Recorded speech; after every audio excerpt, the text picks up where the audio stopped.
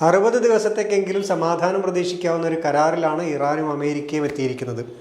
അതേക്കുറിച്ചുള്ള വിശകലനമാണ് world in words പ്രധാനമായും നടത്തുന്നത്. ജോസഫ് സ്റ്റാലിൻ്റെ വൈൻ ശേഖരം, ബ്രിട്ടനിലെ സോഷ്യൽ മീഡിയ നിരോധനം എന്നിവ മറ്റ് വാർത്തകൾ.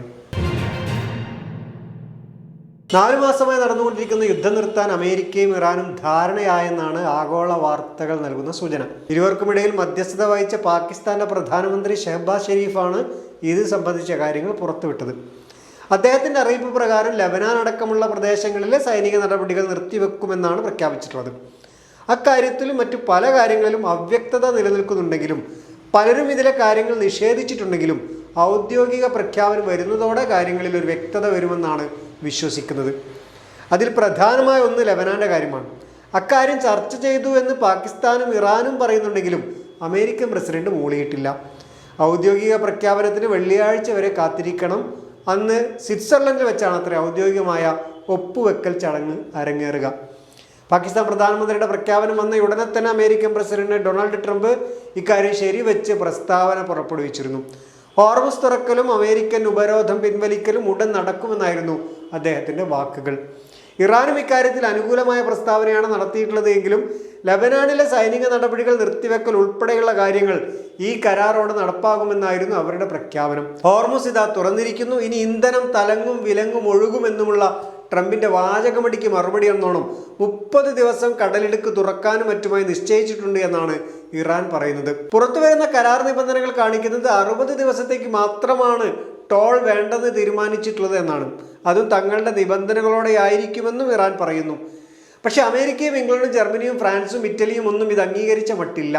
യുദ്ധം നിർത്തിവെക്കാനുള്ള കരാറിൽ ഒപ്പിടാൻ അമേരിക്ക നിർബന്ധിതരായി എന്നായിരുന്നു നാട്ടുകാരോടുള്ള ഇറാന്റെ പ്രസ്താവന. ഹോർമുസ് തുറന്ന് അവശ്യ വസ്തുക്കളുടെ വിപണനം നടന്നാലേ ലോകത്ത് കാര്യങ്ങൾ നടക്കൂ എന്ന് വൻകിട രാഷ്ട്രങ്ങൾക്ക് മനസ്സിലായ സമയമാണ് കടന്നുപോയത്. അതുകൊണ്ട് തന്നെ യുദ്ധം ഏത് വിധേനയും നിർത്തി ഓയിലും ഗ്യാസും വളവും എല്ലാം വിതരണം ചെയ്യപ്പെടേണ്ടത് അത്യാവശ്യമായി മാറി. എല്ലാ സമ്പദ് വ്യവസ്ഥകളും തകർന്നുകൊണ്ടിരിക്കുന്ന അവസ്ഥയിലായിരുന്നു കാര്യങ്ങൾ. അമേരിക്കയുടെ വാർഷിക പണപ്പെരുപ്പ നിരക്ക് ചരിത്രത്തിൽ ഇടം പിടിക്കും വിധം 4.2%-ലെത്തി. 2023 ശേഷം ഇതാദ്യമായി പലിശ നിരക്ക് വർദ്ധിപ്പിക്കേണ്ടി വന്നു. അതുകൊണ്ടാണ് അമേരിക്കൻ ജനതയെ സംബന്ധിച്ചിടത്തോളം ഇതൊരു പ്രധാന ഒത്തുതീർപ്പാണെന്ന് വൈസ് പ്രസിഡന്റ് JD വാൻസിന് പത്രക്കാരോട് പറയേണ്ടി വന്നത്. അതേസമയം ഇസ്രായേൽ ആവട്ടെ തങ്ങൾക്ക് ഇഷ്ടമുള്ള കാലം അത്രയും കൈയടക്കിയ ഫലസ്തീൻ കുടിയേറ്റ പ്രദേശത്ത് തന്നെ താമസിക്കുമെന്ന വാശിയിലുമാണ്. കരാറിൽ എത്തിയ ശേഷം ട്രംപ് വീണ്ടും വീരവാദങ്ങളുമായി രംഗത്തെത്തിയിട്ടുണ്ട്. ആണവ കരാറിൽ എത്തിയില്ലെങ്കിൽ തങ്ങൾ വീണ്ടും ഇറാൻ ആക്രമിക്കുമെന്നും ഇല്ലാതാക്കുമെന്നായിരുന്നു അദ്ദേഹത്തിന്റെ പ്രഖ്യാപനം. മധ്യസ്ഥരായ പാകിസ്ഥാൻ പറയുന്നത് അതേക്കുറിച്ച് ചർച്ചകൾ അടുത്ത 2 മാസം നടക്കും, അതിനുശേഷമേ വല്ലതും പറയാനാവൂ എന്നാണ്. അമേരിക്കൻ നിലപാടിനൊപ്പമാണ് തങ്ങളെന്ന് ഇംഗ്ലണ്ടും ജർമ്മനിയും ഫ്രാൻസും ഇറ്റലിയും പ്രഖ്യാപിച്ചു കഴിഞ്ഞു. അതുകൊണ്ട് തന്നെ ഒരു ശാശ്വത സമാധാനം അടുത്തൊന്നും ഉണ്ടാകാനിടയില്ല എന്നാണ് വിദഗ്ധർ വിലയിരുത്തുന്നത്. ട്രംപ് ഉയർത്തിവിടുന്ന ബഡായികളൊന്നും ആത്മാർത്ഥമായ പ്രശ്നപരിഹാര ശ്രമങ്ങളായി ഇവർ വിലയിരുത്തുന്നില്ല. ഇസ്രായേലിനും ഫലസ്തീനും ഇടയിൽ സമാധാന കരാർ ഉണ്ടാക്കിയെന്ന് ട്രംപ് നേരത്തെ വീരവാദം പറഞ്ഞിരുന്നുവെങ്കിലും ഇപ്പോഴും ഇസ്രായേലിന്റെ ആക്രമണങ്ങൾ ഇല്ലാതായിട്ടില്ല. ഫലസ്തീന്റെ പകുതിയിലധികം പ്രദേശം ഇസ്രായേലാണ് ഇപ്പോഴും കൈവശം വെച്ചിരിക്കുന്നത്. ഹമാസിനെ നിരായുധീകരിക്കുമെന്നൊക്കെ പ്രഖ്യാപിച്ചിരുന്നുവെങ്കിലും അതും നടന്നില്ല. ഇറാന്റെ സൈനിക ശേഷി നശിപ്പിച്ച് അവരുടെ ആണവ പദ്ധതികൾ തകർത്ത് മതാധിഷ്ഠിത ഭരണകൂടത്തെ തകർത്തെറിഞ്ഞ് ഇറാനെ പൂർണ്ണമായും കീഴടക്കും, അവിടെ ജനകീയ വിപ്ലവത്തിന് കളമൊരുക്കുമെന്നൊക്കെ പ്രഖ്യാപിച്ച് ട്രംപ് തുടങ്ങിയ യുദ്ധം ഹോർമുസ് തുറക്കുന്നതിനാൽ അവസാനിപ്പിക്കുന്നു എന്നിടത്തേക്ക് എത്തിയിരിക്കുന്നു. ഇതാണ് ഇറാൻ അമേരിക്ക യുദ്ധത്തിന്റെ അവസാന പത്രം. ഇറാന്റെ ആത്മീയ നേതാവ് ആയത്തുള്ള അലി ഖാംനെയിയെ വരെ അമേരിക്ക കൊന്നുകളഞ്ഞു. അതോടെ ഇറാനെ വരുതിക്ക് നിർത്താനാവുമെന്നായിരുന്നു അവരുടെ പ്രതീക്ഷ. പക്ഷെ മകൻ ഖാംനെയി അതിനേക്കാൾ തീവ്രമായ രീതിയിലാണ് അമേരിക്കയുടെ നിലപാടെടുത്തത് എന്ന് വേണം പറയാൻ. ഹോർമുസിലൂടെ കടന്നുപോകാൻ സ്ഥിരമായി ടോൾ ഏർപ്പെടുത്തണമെന്നാണ് ഇവരിപ്പോൾ വാദിക്കുന്നത് അത്രേ. അതായത് യുദ്ധത്തിന് മുമ്പില്ലാത്ത തരത്തിൽ ഫീസ് ഏർപ്പാടാക്കണം എന്ന്.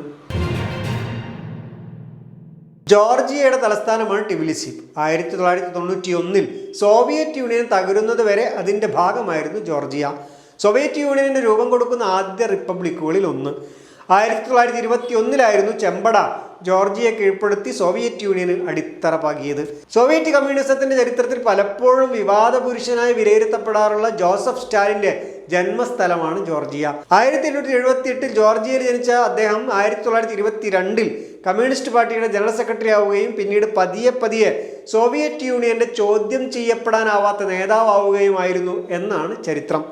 ജോർജിയയിലെ മിക്കവാറും സ്ഥലങ്ങൾ ഇപ്പോഴും അറിയപ്പെടുന്നത് അദ്ദേഹവുമായി ബന്ധപ്പെട്ടാണ് എന്ന് വേണമെങ്കിൽ പറയാം. സ്റ്റാലിൻ ജനിച്ച സ്ഥലം, സ്റ്റാലിൻ സെമിനാരി പഠനം നടത്തിയ സ്ഥലം, സ്റ്റാലിൻ വിപ്ലവ പ്രവർത്തനം തുടങ്ങിയ സ്ഥലം, അങ്ങനെ. ജോർജിയക്ക് വേറെ പ്രത്യേകത കൂടിയുണ്ട്. ലോകത്തിലെ ഏറ്റവും കൂടുതൽ വിശേഷപ്പെട്ട വൈനുകൾ ഉൽപ്പാദിപ്പിക്കുന്ന രാജ്യം കൂടിയാണ് ജോർജിയ. വിവിധ തരം വൈനുകൾ പരീക്ഷിക്കുന്ന കാര്യത്തിൽ മിടുക്കന്മാരുമാണ് ജോർജിയക്കാർ. പുരാവസ്തു വിദഗ്ധരുടെ കണക്ക് പ്രകാരം ജോർജിയക്കാർ ഏകദേശം 8000 കൊല്ലങ്ങൾക്ക് മുമ്പ് മുതലേ വൈൻ ഉൽപ്പാദിപ്പിക്കാൻ തുടങ്ങിയിരുന്നു അത്രേ. ജോസഫ് സ്റ്റാലിനും ഇക്കാര്യത്തിൽ മോശക്കാരനായിരുന്നില്ല എന്ന് തെളിയിക്കുന്ന ഒരു വാർത്തയാണ് ഇപ്പോൾ പുറത്തു വരുന്നത്. ഇതുമായി ബന്ധപ്പെട്ട ഒരു വൈൻ ശേഖരം ഇപ്പോൾ പൊതുജനങ്ങൾക്കായി തുറന്നു കൊടുത്തിരിക്കുകയാണ് ജോർജിയൻ സർക്കാർ. ഇതുവരെ പൊതുജനത്തിൽ നിന്നും ഒളിപ്പിച്ചു വെച്ച അപൂർവവും വിലമതിക്കാനാവാത്തതുമായ ഫ്രഞ്ച് ജോർജിയൻ വൈനുകളുടെ 40,000 കുപ്പികളാണ് ഈ ശേഖരത്തിലുള്ളത് അത്രേ. മിക്കവാറും എണ്ണത്തിന് ഏകദേശം 200 വർഷത്തോളം പഴക്കം വരും. ഓരോ കുപ്പിയെക്കുറിച്ചുമുള്ള വിദഗ്ധ പഠനത്തിനായി ഈ രംഗത്തെ വിദഗ്ധർ എത്തിച്ചേരുന്നേയുള്ളൂ. ചരിത്ര പ്രാധാന്യമുള്ള വൈൻ ശേഖരം ലേലത്തിൽ വിൽക്കുകയും അതിൽ നിന്നുള്ള ലാഭം കൊണ്ട് വൈനുകളെക്കുറിച്ച് പഠിപ്പിക്കുന്ന ഒരു സ്ഥാപനം തുടങ്ങാനിരിക്കുകയുമാണ് ജോർജിയ ഇപ്പോൾ. 16 വയസ്സിന് താഴെയുള്ള കുട്ടികൾക്ക് സോഷ്യൽ മീഡിയ നിരോധിക്കാനുള്ള തീരുമാനവുമായി ബ്രിട്ടൻ. നഗ്ന ചിത്രങ്ങൾ കൈമാറുന്നത് ഉൾപ്പെടെയുള്ള കാര്യങ്ങൾ കുട്ടികളിൽ നിന്നും തടയുന്നതിനായി നേരത്തെ തന്നെ കമ്പനികളുമായി ചേർന്ന് സർക്കാർ നയങ്ങൾ രൂപീകരിച്ചിരുന്നു.